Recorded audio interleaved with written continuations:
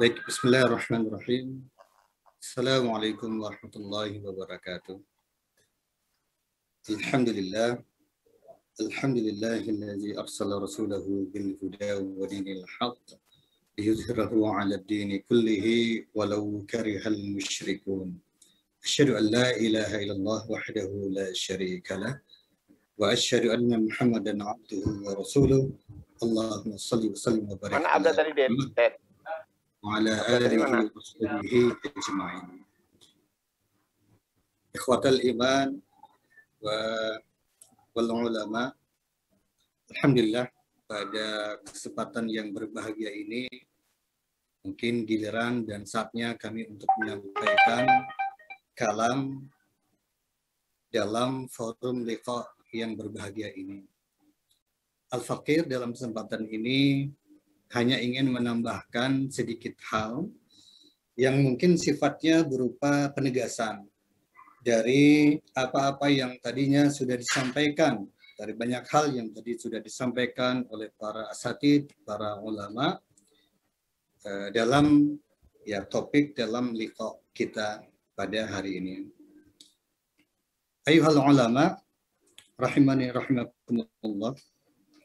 Jadi dalam hal ini Al-Faqir ingin mengingatkan diri kami sendiri dan kita sekalian bahwasanya sesungguhnya Islam ataupun penerapan Islam secara kafah hakikatnya itu adalah merupakan buah dari keimanan.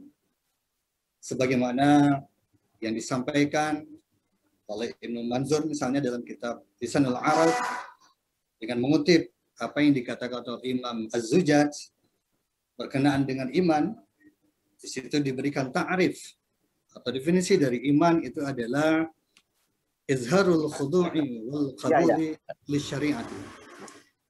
Iman itu adalah penampakan perasaan tunduk dan perasaan menerima kepada syariat.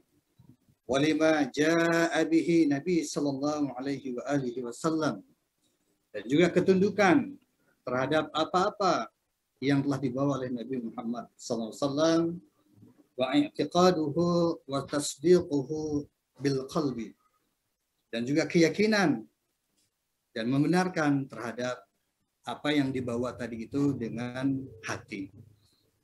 Maka juga di situ dikatakan faman kana ala hadhihi sifat, barang siapa yang berada dalam sifat ini fa huwa mu'minun muslimun ghairu murtabin wala syakin. Maka orang yang sedemikian yang memiliki sifat tersebut, maka dia itu adalah orang mukmin muslim yang tidak diragukan lagi.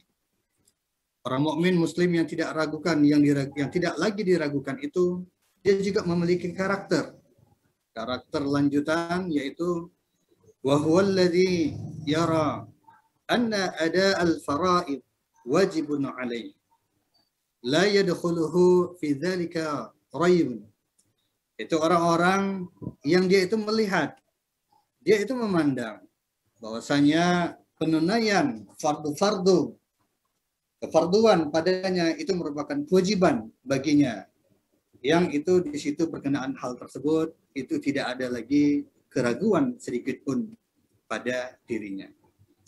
Maka inilah yang menjadi karakter dan sifat orang-orang yang beriman, di mana dia menerima, meyakini, membenarkan, dan juga melaksanakan dengan apa-apa yang Allah perintahkan. Sehingga dapat kita katakan bahwasanya menerapkan syariat Islam itu merupakan bagian yang tidak terpisahkan dengan keimanan. Hadirin rahimani rahimakumullah. Maka ini juga bertemu dengan semangat kita di bulan Ramadan. Iman dalam orang-orang yang beriman ketika dia melaksanakan kewajiban berpuasa. Ini juga dalam rangka meraih predikat takwa. Yang takwa itu kalau kita melihat kepada apa yang dijelaskan oleh Imam Ali, salah satu unsur dan elemennya adalah al-amalu bitanzil, mengamalkan terhadap apa-apa yang Allah turunkan, Al-Quran dan Sunnah ataupun syariat Islam itu sendiri. Amin. Maka dalam hal ini adalah merupakan kewajiban bagi kita untuk memperjuangkan penerapan syariat Islam secara kafah sebagai bagian dari panggilan keimanan tanpa memandang hasilnya. Hasil apakah itu terkesan baik atau buruk bagi kita secara zahirnya, tetapi di saat yang sama, selain penerimaan dan ketundukan tersebut, di saat yang sama kita yakin sesungguhnya ketika kita menerapkan syariat Islam secara kafah, maka di situ ada kebaikan, di situ ada rahmat. Sebagaimana Allah Subhanahu wa taala berfirman, "Wa ma arsalnaka illa rahmatan lil alamin." Dan tiadalah kami mengutus kepada engkau Muhammad kecuali menjadi rahmat bagi penjuru alam. Amin. Maka hadirin yang berbahagia, kita juga meyakini bahwasanya Islam adalah membawa rahmat, bahwasanya apa-apa ajaran yang diturunkan kepada Nabi Muhammad SAW itu adalah ajaran yang tinggi, yang tidak ada yang lebih tinggi, yang lebih sempurna dibandingkan dengan ajaran Islam. Amin. Sebagaimana juga Allah Subhanahu wa taala berfirman dalam surat Al-An'am ayat ke-15, "Wa tammat kalimatu rabbika sidqan wa adlan." Dan sudah sempurna kalimat Tuhanmu dari sisi kebenaran dan keadilannya. Maka hadirin yang mulia, ketika kita ingin mendapatkan keadilan, ketika kita ingin mendapatkan kebenaran, wajiblah bagi kita dengan hanya menerapkan syariat Islam. Dan hanya Islamlah, ketika Islam diterapkan secara sempurna, itulah yang nantinya yang bisa dan mampu mewujudkan apa yang disebut oleh Imam Asy-Syatibi sebagai maqasid syariah, yang kemudian akan menjaga jiwa kita, menjaga akal kita, menjaga harta kita dan keturunan itu. Dan itu semua hanya bisa dijalankan, diwujudkan dengan penerapan syariah Islam secara kafah. Tidak ada lagi yang bisa kita harapkan untuk mewujudkan maqasid syariah ini kecuali hanya dengan penerapan syariah, karena hanya Islamlah yang bisa mewujudkan rahmat bagi penjuru alam. Amin. Maka kita juga perlu mengingat kepada apa yang Allah juga ingatkan kepada kita. Afa ghairallahi abtaghi hakaman wa huwa alladhi anzala ilaikumul kitaba mufassala. Amin. Apakah pantas bagi aku untuk mengambil hakim selain Allah?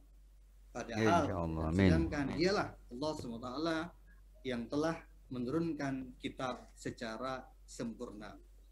Maka hadirin yang mulia, sesungguhnya jelaslah bagi kita syariat Islam itu turun untuk membawa rahmat pada kita semua, yang di situ pasti ada kemaslahatan. Kemaslahatan di sini yang dimaksudkan tentu adalah merupakan ibrah ataupun hikmah ketika Islam diterapkan, bukan merupakan ilat. Nah, sedangkan di sini sudah dapat dipastikan di situ ada kemaslahatan pada saat syariat dijalankan.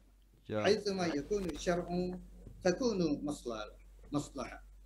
Maka hadirin yang berbahagia, itulah syariat Islam yang wajib kita terapkan. Maka haram ketika bahwasanya Islam jelas bagi kita, Islam adalah yang memberikan rahmat bagi kita.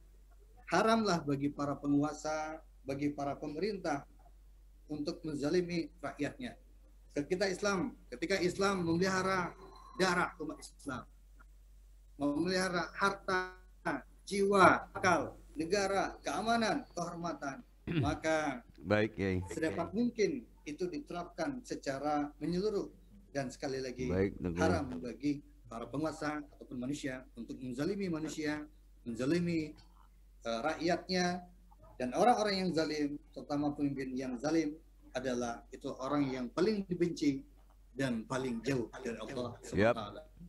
Semoga dengan semangat orang, dengan semangat desa ini menambah keimanan dan ketakwaan kita, dan akhirnya kita selalu dapat memperjuangkan syariat Islam secara kafah, dan akhirnya syariat Islam tersebut dapat diterapkan secara sempurna. Wabillahi taufiq wal hidayah. Assalamualaikum warahmatullahi wabarakatuh.